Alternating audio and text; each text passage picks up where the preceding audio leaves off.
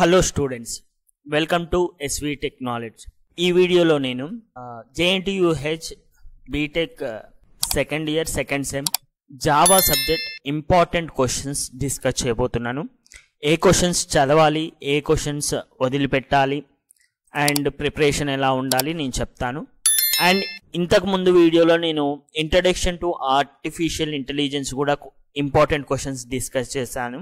ఒకవేళ చూడకపోతే ప్లేలిస్ట్లోకి వెళ్ళి చూడండి. Next coming to our video, Java important questions unit wise. So Java is a very important subject. Pass అవ్వడం అనేది చాలా ఈజీ.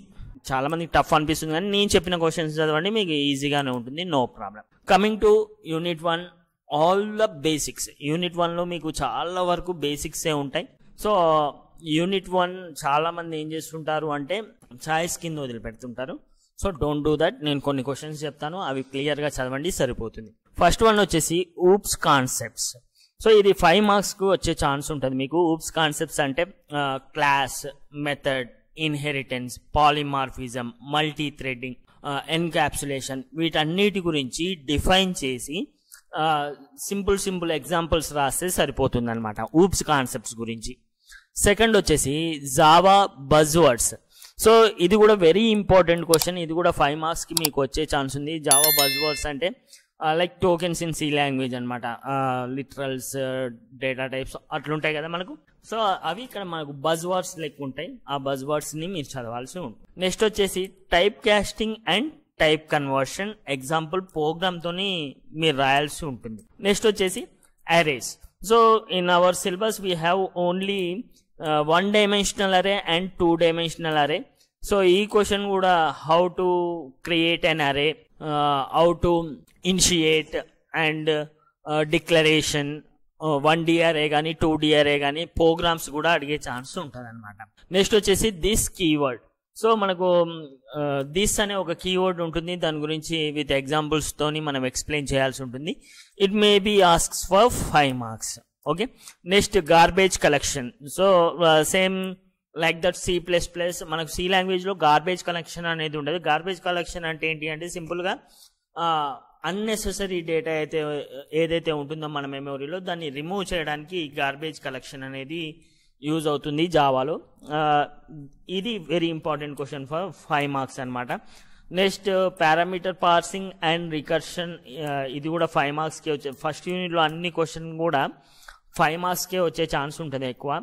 10 మార్క్స్ క్వశ్చన్స్ అడిగితే ఫస్ట్ వన్ ఊప్స్ కాన్సెప్ట్స్ అడుగుతారు, లేకపోతే ఇది which is constructor or method overloading అనే ఒక concept ఉంటుంది, అది అడిగే ఛాన్స్ ఉంటుంది. And last one string classes.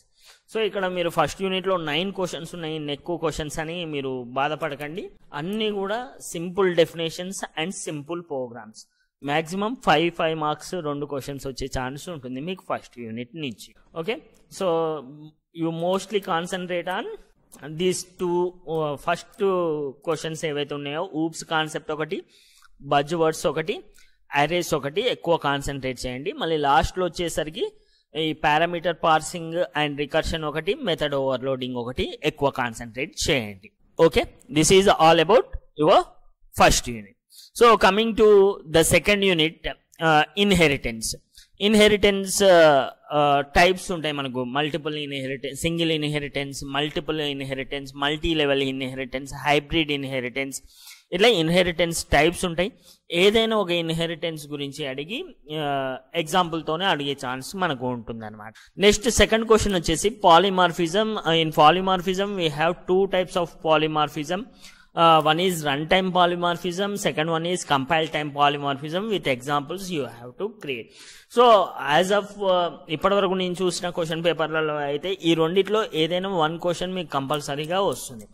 Either inheritance కానీ పాలిమార్ఫిజం కానీ 1 క్వశ్చన్ వస్తుంది, లేదా inheritance for 5 marks and polymorphism for 5 marks మీకు వచ్చే ఛాన్స్ ఉంది.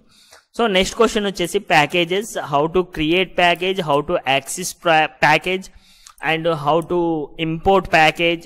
ఇది వెరీ ఇంపార్టెంట్ క్వశ్చన్ అని చెప్పొచ్చు. And the fourth question will be interface. మనకు ఇంటర్ఫేస్ లో చాలా పెద్ద టాపిక్ ఇది. ఇందులో మనకు అప్లికేషన్స్, వేరియబుల్స్, ఎక్స్టెండింగ్స్, నెక్స్ట్ ఇంప్లిమెంటేషన్స్ ఇవన్నీ ఉంటాయి.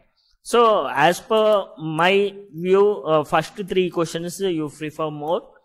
Inheritance types with example, polymorphism type with example. Polymorphism లో మనకు method overloading, method over riding అనే కాన్సెప్ట్స్ ఉంటాయి. సో అవి చూడండి. నెక్స్ట్ ప్యాకేజెస్ లో how to create package, how to access package, how to import package అనేది విత్ స్మాల్ ఎగ్జాంపుల్స్ తోని మీరు చూస్తే సరిపోతుంది. Second unit is very easy compare to first unit. So coming to the third unit. So third unit related to exception handling, string handling, multi threading ఇలాంటివి ఉంటాయి. So coming to exception handling. Exception handling లో మనకు main గా try, catch, throw and throws and finally అనే keywords ఉంటాయి. ఈ 5 keywords గురించి తరోగా నేర్చుకోండి. అండ్ మనకు ఎగ్జెప్షన్ హ్యాండిలింగ్ లో మెయిన్ గా 2 టైప్స్ ఆఫ్ ఎగ్జెప్షన్ హ్యాండిలింగ్ ఉంటాయి. One is built in and second one is user define. ఈ built in exception handling, user defined exception handling కొంచెం తరోగా నేర్చుకుంటే you can get easily 5 or 10 marks. మీ luck బాగుంటే 10 marks వస్తుంది, లేకపోతే 5 మార్క్స్ అయితే కన్ఫర్మ్ గా వస్తుంది. నెక్స్ట్ వచ్చేసి string handling functions. String handling functions we have read in already C language లో మీరు చదువుకొని ఉన్నారు. Like string length, concatenation, next string copy, ఇవన్నీ కూడా స్ట్రింగ్ హ్యాండ్లింగ్ ఫంక్షన్స్ లో ఉంటాయి, which you read in C language also. Next coming to the next question, difference between multi threading and multi tasking. Very very important question. Okay, next multi threading లోకి వచ్చేసరికి thread life cycle అనేది very important question. Last one వచ్చేసి enumeration data type. So ఇందులో నేను suggest చేసేది ఏంటి అంటే main గా the first one and the second one and the fourth one. So while you are reading thread life cycle, you will get to know what is multi-threading also easily. Whenever the thread life cycle is asked, you have to explain about what is multi-threading, what is thread, then go to thread life cycle. So third unit lo 3 questions ఉన్నాయి. ఆ 3 questions perfect గా చదవండి, you will get easily 10 marks. Next coming to the fourth unit. So coming to the fourth unit, event handling compulsory question. So event handling లో mouse listeners, mouse keyboard listeners ఇవన్నీ ఉంటాయన్నమాట. అవన్నీ కూడా చదవాలి. Next వచ్చేసి AWT class hierarchy అనే ఒక question ఉంటుంది, వెరీ ఇంపార్టెంట్, అది కూడా చదవాలి. సో సింపుల్ గా చెప్పాలంటే AWT గురించి ఏ క్వశ్చన్ వచ్చినా కూడా you have to write this only. Next user interface components and list panels. Next వచ్చేసి type of layout managers. So this one is very important. So first one event handling, second one AWT and the last one layout manager. These 3 are very important from fourth unit. Don't miss any one question from these 3 questions. Next coming to the fifth unit. So very simple unit, applets. Okay, applets నుంచి 1 question మీకు 5 marks వచ్చే chance ఉంది, లేదా 10 marks వచ్చే chance ఉంది. And second question swings గురించి ఉంటుంది. Swing లో మెయిన్ గా AWT, what is the difference between swing, AWT and MVC అని ఉంటుంది. స్వింగ్ టైప్స్ ఉంటాయి. నెక్స్ట్ వచ్చేసి AWT versus swings, very very very important question. Next button types like check buttons, radio buttons, ఇవన్నీ ఉంటాయి అనమాట. వాటి types with examples you have to explain. So unit 5 లో మనకు వెరీ ఇంపార్టెంట్ అంటే swings concept and swings versus AWS కాదు, AWT. Okay, ఇవి చూడండి. Applet window tool kit, AWT means. Okay, so these are the important question from Java. So next నేను unit wise important question కూడా ఇస్తాను, like previous question papers కూడా నేను పెడతాను.